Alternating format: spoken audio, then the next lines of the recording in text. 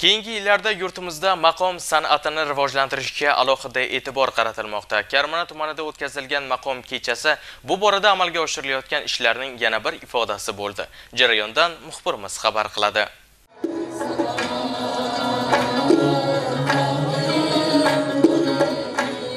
Darhaqiqat keyingi yillarda mamlakatimizda milliy maqom san'atini yanada ravnaq toptirish borasidagi ezgu ishlar amalda o'z natijasini bermoqda.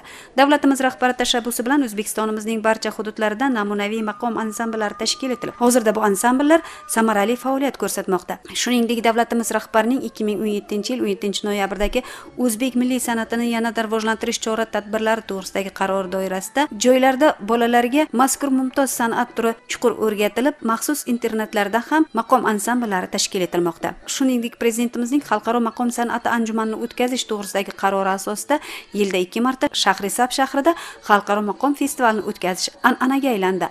Mazkur festivallarda navoiylik maqomchilar ham ishtirok etib kelayotgani e'tirofga loyiq.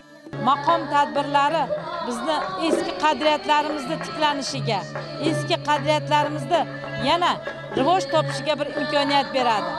Albatta, Shahrisabzda bo'lgan maqom tadbirlarida biz xursand bo'lgandik. Bugun esa yanada xursandmiz. Chunki o'zimizning tumanda, Karmana tumanida shunday chiroyli tadbirlar bo'lyapti. Bu maqom tadbirlarini albatta yoshlarimizga o'rgatib, ularni ham shunday tadbirlarga tayyorlab borsak, albatta ular ham ertaga shu qadriyatlarimizni qo'llagan holda barkamol insonlar bo'lib yetishadi. Maqom musiqa, she'riyat hamda raqs san'atlarini mujassamlashtiruvchi mushtarak badiiy durdonadir. Bu kabi maqom kechalarini o'tkazish esa o'zbek milliy maqom san'atini keng targ'ib qilish, yosh avlod qalbida milliy mumtoz san'atimizga hurmat va e'tibor tuyg'ularini kamol toptirishda muhim ahamiyat kasb etadi.